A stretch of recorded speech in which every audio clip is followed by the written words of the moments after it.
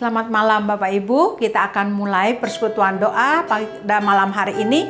Mari kita tenangkan dan teduhkan hati kita di hadapan Tuhan.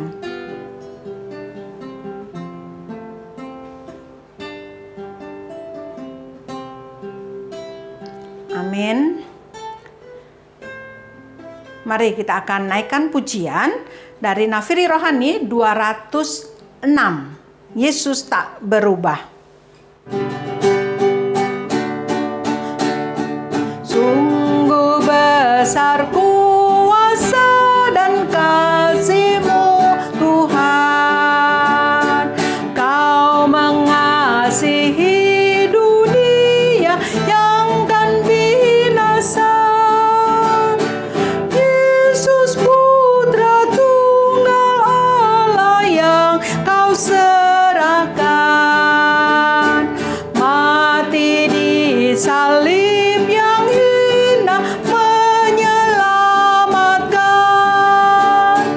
Baik kemarin, hari ini, esok selamanya. Tuhan Yesus tak berubah, puji namanya. Puji namanya. Puji namanya. Tuhan Yesus tak berubah, puji namanya. Yang tersesat dicarinya dan dihimpunkan. Yang berdosa disadarkan, diampuninya. Yang berduka dihiburkan dan dikuatkan. Yang tertindas dibelanya dan dilepaskan. Baik kemarin, hari ini, esok selamanya. Tuhan Yesus tak berubah, puji namanya. Puji namanya. Puji namanya. Tuhan Yesus tak berubah, puji namanya. Kita bersyukur punya Tuhan yang tidak pernah berubah. Mari kita berdoa. Bapa di dalam surga, kami sungguh bersyukur dan berterima kasih memiliki Engkau sebagai Tuhan dan Juru Selamat kami yang tidak pernah berubah. Dan sekarang kami mau terus memuji dan membesarkan nama-Mu di dalam persekutuan doa ini. Tuhan berkati. Dalam nama Tuhan Yesus kami berdoa. Amin. Kita akan naikkan satu pujian lagi dari Nafiri Rohani nomor 146. Beban terangkat di Kalvari.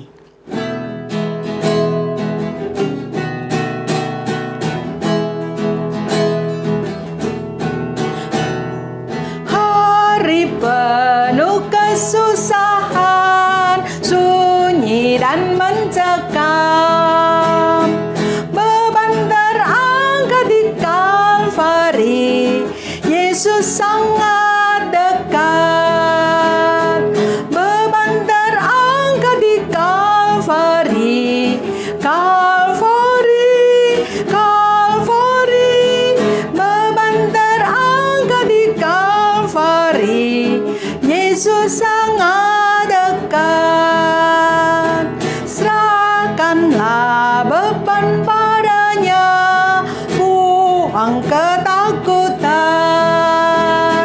Beban terangkat di Kalvari, Yesus sangat dekat. Beban terangkat di Kalvari, Kalvari, Kalvari. Beban terangkat di Kalvari, Yesus sangat dekat. Yesus begitu dekat dengan kita. Apapun persoalan kita, mari kita lari kepadanya. Nah, saudara, mari kita persiapkan hati kita untuk mendengar firman Tuhan. Kita nyanyikan Nafiri Rohani 257. Jangan sedih dan berduka, teguhkanlah imanmu. Mintalah kepada Allah, Dia memberkati kamu. Jangan engkau putus asa, walau dalam kesusahan Tuhan beri kekuatan. Percayalah, bersandarlah, walau cobaan menimpa, tetap puji namanya dengan setengah suara. Bila bebanmu menekan, jalan hidupmu kelam, pandang Tuhan dan berdoa, masa depan kan cerah. Jangan engkau putus asa, walau dalam kesusahan Tuhan beri kekuatan. Percayalah, bersandarlah, walau cobaan menimpa, tetap puji namanya. Mari kita berdoa. Bapa Surgawi, Bapa yang kami sembah dalam Tuhan kami Yesus Kristus. Dalam persekutuan doa kami semalam ini, lagi kami boleh datang menghampiri hadirat-Mu di dalam doa, namun juga Engkau melawat kami dengan firman-Mu. Karena itu kami siap untuk mendengar firman-Mu. Berbicaralah ya Bapa, dan firman itu boleh meneguhkan dan menghiburkan kami dalam saat-saat kami menjalani kehidupan yang sulit dalam masa pandemi ini, agar kami boleh tetap menaruh percaya dan bahkan terus bersandar kepada Engkau semata.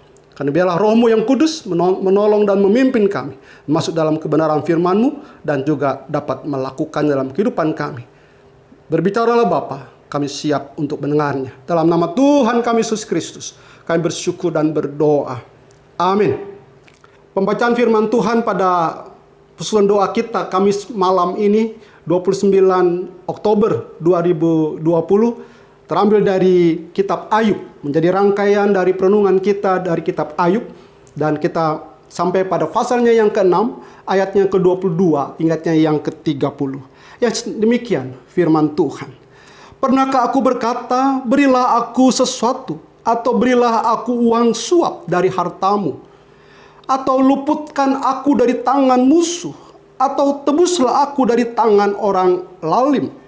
Ajarlah aku, maka aku akan diam, dan tunjukkan kepadaku dalam hal apa aku tersesat. Alangkah kokohnya kata-kata yang jujur, tetapi apakah maksud celaan dari pihakmu itu? Apakah kamu bermaksud mencela perkataan? Apakah perkataan orang yang putus asa dianggap angin? Bahkan atas anak yatim kamu membuang undi, dan sahabatmu kamu perlakukan sebagai barang dagangan. Tetapi sekarang berpalinglah kepadaku, aku tidak akan berdusta di hadapanmu. Berbaliklah, janganlah terjadi kecurangan. Berbaliklah, aku pasti benar. Apakah ada kecurangan pada lidahku? Apakah langit-langitku tidak dapat membeda-bedakan bencana? Demikian bacaan firman Tuhan. Yang berbahagia adalah kita yang mendengar firman Tuhan dan yang melakukan dalam kehidupannya sehari lepas sehari. Haleluya.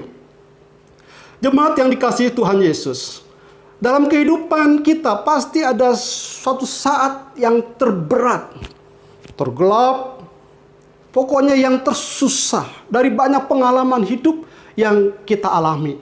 Apakah itu saudara-saudara? Mungkin konflik suami istri.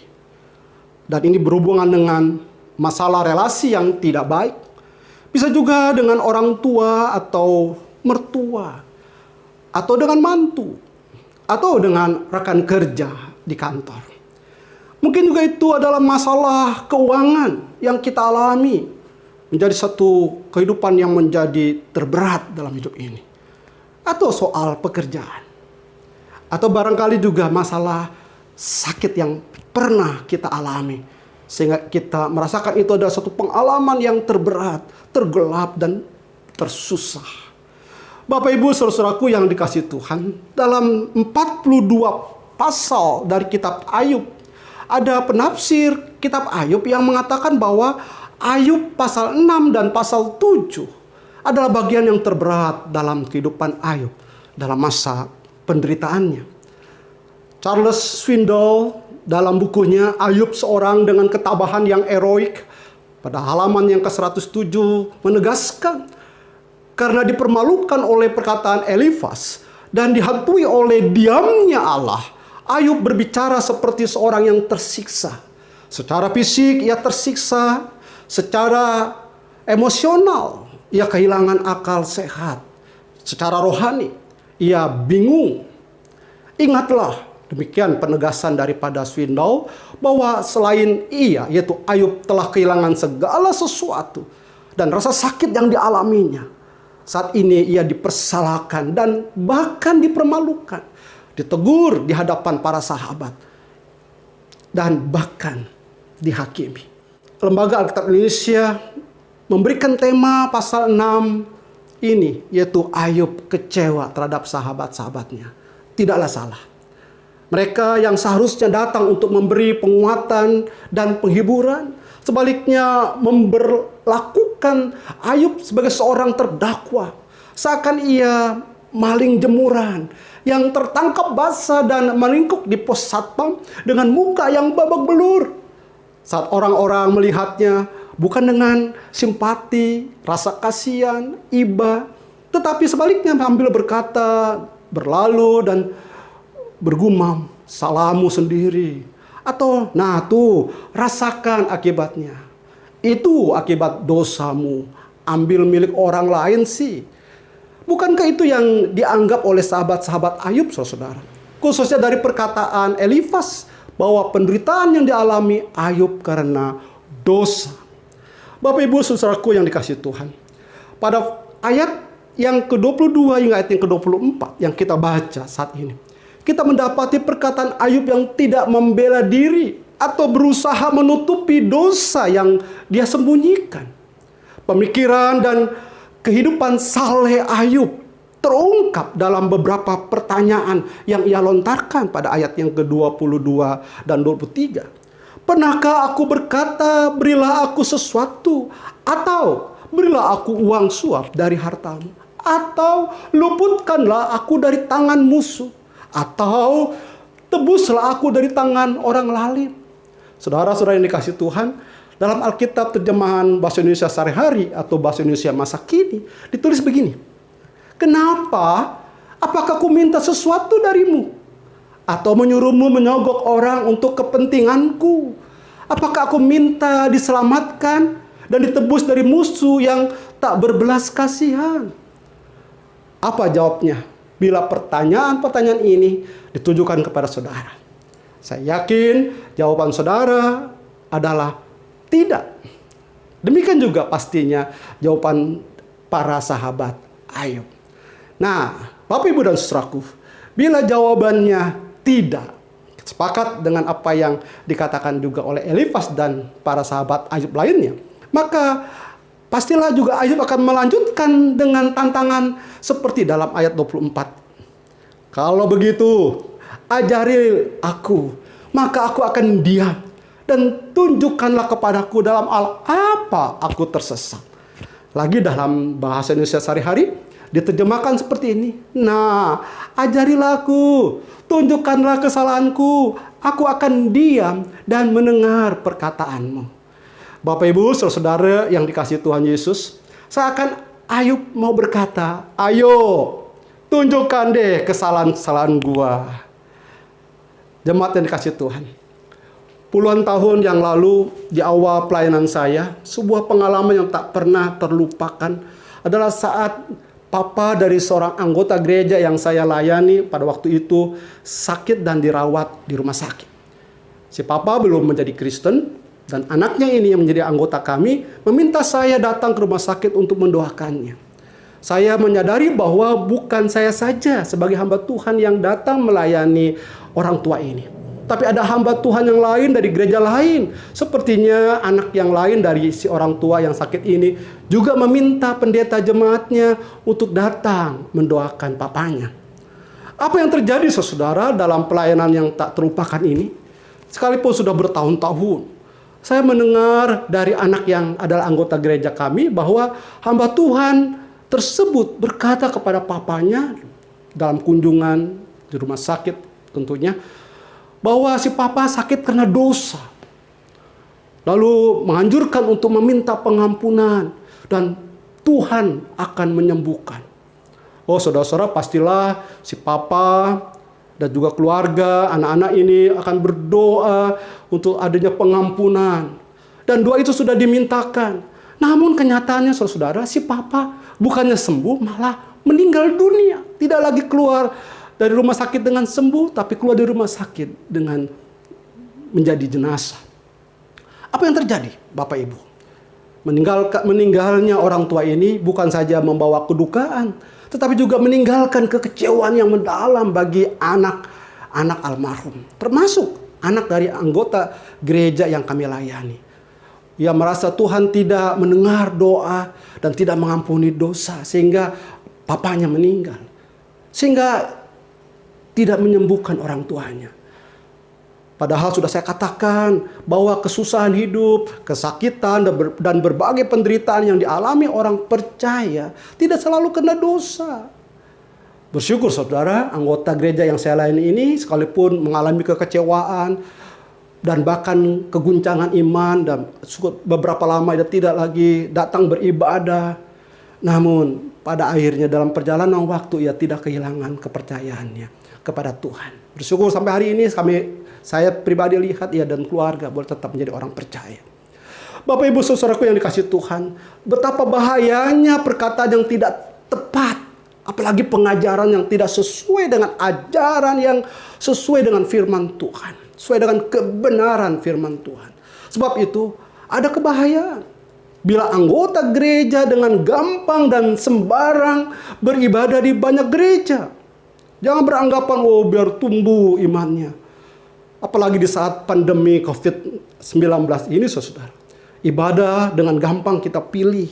Kita search YouTube dan kita bisa memilih ibadah gereja mana yang kita sukai. Waktu kita sedang beribadah satu gereja, barang kita sepertinya tidak suka, langsung kita dengan mudah dibawa daripada yang kita lihat akan banyak pilihan untuk kita mau ibadah. Tidak sembarang itu, saudara. Ada kebahayaan.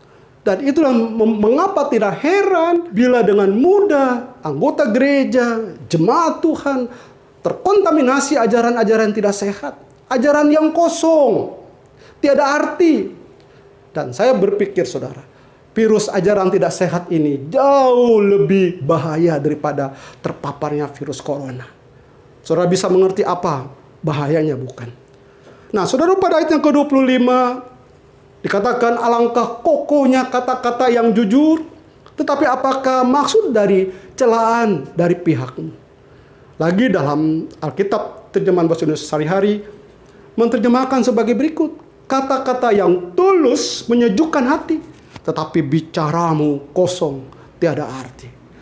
Jemaat yang dikasihi Tuhan, sebagai respon Ayub terhadap opini Elifas yang hanya didasarkan pada pengalamannya, bukan kebenaran firman Allah.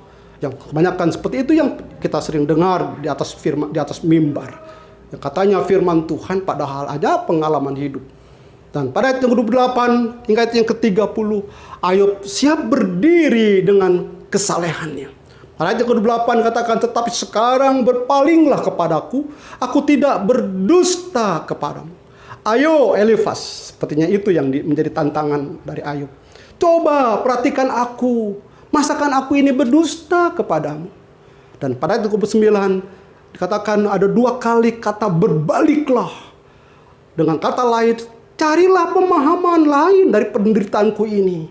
Aku pasti benar. Wow, Bapak Ibu dan Saudaraku, Ayub memiliki keyakinan ini.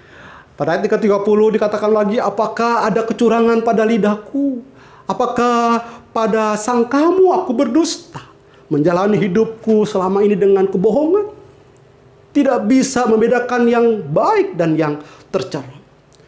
Jemaat yang dikasihi Tuhan. Sebuah teladan yang baik yang kita dapatkan dari Ayub di tengah-tengah penderitaannya. Sekalipun ada tuduhan, sangkahan, dan bahkan dihakimi oleh para sahabatnya sebagai orang yang berdosa sehingga ia mengalami penderitaan seperti itu, ia tidak lari dari Tuhan. Janganlah lari dari Tuhan. Ini yang menjadi tema perenungan dalam Pesan Doa kita di Kamis malam ini, bukan? Mari kita belajar dari Ayub. Dalam menghadapi penderitaan, kita bisa memilih untuk melakukan kedua hal ini, saudara-saudara. Pertama, mendekatkan diri kepada Tuhan. Kedua, menjauhkan diri darinya. Mendekatkan diri kepadanya tidaklah berarti bahwa kita sudah dapat menerima semua penderitaan yang kita alami. Mendekatkan diri kepada Tuhan berarti kita membawa semua kepedihan, kebingungan, dan kekecewaan ini kepadanya. Bagaimana dengan reaksi saudara dan saya hari ini? Saat kita mengalami masa pandemi dan mengalami suatu situasi kehidupan yang terberat, tersulit, bahkan terparah. Apakah kita lari darinya? Ataukah kita lari kepadanya? Lari kepadanya karena hanya Dialah yang mengerti keberadaan kita dan yang mempedulikan kita. Haleluya. Amin. Jangan engkau putus asa, walau dalam kesusahan Tuhan beri kekuatan. Percayalah, bersandarlah, walau cobaan menimpa, tetap puji namanya. Mari Bapak Ibu kita masuk dalam doa syafaat kita. Yang pertama kita akan bersyukur hanya kepada Tuhan. Mari kita berdoa. Bapa di dalam surga, kami sungguh bersyukur memiliki Engkau, Allah yang hidup, Allah yang senantiasa hadir dalam kehidupan kami.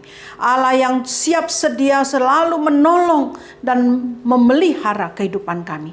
Engkaulah Allah yang patut dipuji dan ditinggikan.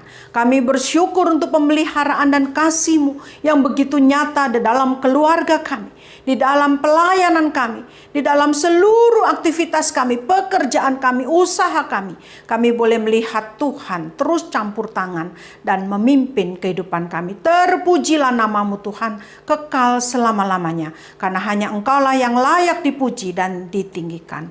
Dalam nama-Mu kami bersyukur dan berdoa. Amin. Yang kedua, kita akan berdoa bagi pengabaran Injil. Kita doakan untuk media cetak, santapan harian yang kita gunakan, video online, supaya Tuhan pakai menjadi berkat bagi mereka yang menonton. Dan kita berdoa untuk sekolah-sekolah teologi. Dan yang keempat, kita berdoa bagi keluarga kita yang mungkin mereka belum percaya. Mari kita berdoa bagi pengabaran Injil. Bapa di dalam surga, kami bersama-sama berdoa bagi pengabaran Injil yang dilakukan khususnya di negeri ini, di Indonesia ini. Kami berdoa ya Tuhan, dengan adanya media cetak untuk santapan harian yang kami gunakan hari lepas hari, Tuhan berkati. Sehingga sungguh kehadiran media cetak ini menjadi berkat bagi banyak orang. Banyak orang dimenangkan bagi Tuhan. Demikian juga dengan LAI, Lembaga Alkitab Indonesia yang terus mencetak Alkitab. Tuhan juga pakai menjadi berkat bagi banyak orang. Juga bagian Gideon juga mencetak banyak Alkitab. Tuhan pakai dan memberkati. Bapa di surga, kami juga berdoa bagi video-video online, ibadah-ibadah yang disiarkan. Kami rindu Tuhan, banyak orang boleh menonton dan banyak orang boleh dimenangkan bagi Tuhan. Berkati Tuhan semua video online ibadah, dan sungguh banyak jiwa dimenangkan bagi Tuhan. Kami juga berdoa ya Tuhan untuk saudara-saudara kami yang belum mengenal Engkau. Kiranya Engkau bekerjalah di dalam hati mereka sehingga mereka boleh dimenangkan bagi Tuhan. Engkau ketuk hati mereka, Engkau ubahkan mereka sehingga mereka boleh menangkan dan percaya Engkau sebagai Tuhan dan Juru Selamat mereka pribadi. Kami juga mengingat untuk sekolah-sekolah teologi yang ada di Indonesia ini khususnya Tuhan. Berkati mereka yang mengadakan kuliah-kuliah online. Tuhan tolong sehingga banyak dipersiapkan hamba-hamba Tuhan yang cinta Tuhan, yang boleh memberitakan firman Tuhan, memberitakan kabar kesukaan bagi banyak orang. Berkati sekolah-sekolah teologi ini Tuhan. Dengan segala kebutuhan mereka Tuhan yang menyediakan, Tuhan mencukupi. Terima kasih Bapa, dalam namamu kami berdoa. Amin. Kita juga berdoa bagi jemaat kita, jemaat GKJH dan POS. Kita doakan untuk kesaksian dan iman mereka. Doakan juga untuk pergumulan mereka. Mari kita berdoa. Bapa di dalam surga, kami juga mengingat untuk jemaat Tuhan, Gereja Kristus Jembatan Hitam maupun POS Cengklong. Berkati setiap jemaat-Mu Tuhan. Tolong mereka supaya memiliki pertumbuhan di dalam iman mereka. Kami rindu Tuhan semakin hari mereka boleh semakin cinta Tuhan. Tetap memiliki kegairahan di dalam beribadah, menyembah Engkau. Tuhan berkati sehingga mereka terus berbuah-buah. Jaga kesaksian hidup mereka. Tuhan berkati jemaat-Mu Tuhan. Dengan segala pergumulan yang ada. Pergumulan baik sakit penyakit maupun perekonomian. Tuhan hadir melawat dan menolong setiap jemaat-Mu. Biarlah kami setiap jemaat boleh terus berharap. Mengandalkan Engkau. Bersandar sepenuhnya kepadamu. Hanya di dalam nama Tuhan Yesus kami berdoa. Amin. Kita juga berdoa bagi bangsa dan negara kita. Mari kita berdoa. Bapa di dalam surga, kami juga terus berdoa bagi bangsa dan negara kami Indonesia ini. Tuhan tolong, kami mohon berkat-Mu Tuhan. Tolonglah Tuhan sehingga pandemi ini boleh segera berlalu. Berkati untuk vaksin dan obat-obat yang sedang terus dipersiapkan. Tuhan campur tangan di dalamnya sehingga boleh dipakai oleh Tuhan menjadi alat menjamah dan menyembuhkan bagi banyak orang yang terpapar. Tuhan berkati para dokter dan juga para medis yang lain, jaga dan lindungi mereka.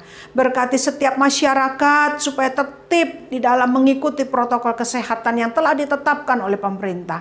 Berkati pemerintah negeri ini, berikan pada mereka hati yang takut akan Tuhan, sehingga setiap keputusan yang mereka buat benar-benar menjadi berkat bagi rakyat banyak dan bukan untuk kepentingan mereka sendiri. Terima kasih Bapak, inilah seru doa kami yang kami panjatkan hanya di dalam nama Tuhan Yesus. Kami sudah berdoa. Amin. Bapak, Ibu, dan saudara-saudari yang dikasih Tuhan, kita akan mengakhiri pesan doa Kamis malam ini dalam doa berkat. Tuhan memberkati engkau dan melindungi engkau. Tuhan menyinari engkau dengan wajah-Nya dan memberi engkau kasih karunia. Tuhan menghadapkan wajah-Nya kepadamu dan memberi engkau damai sejahtera. Amin. Bapa, terima kasih. Bapa, terima kasih. Bapa di dalam surga, puji terima kasih. Amin. Selamat malam, selamat beristirahat. Tuhan Yesus memberkati.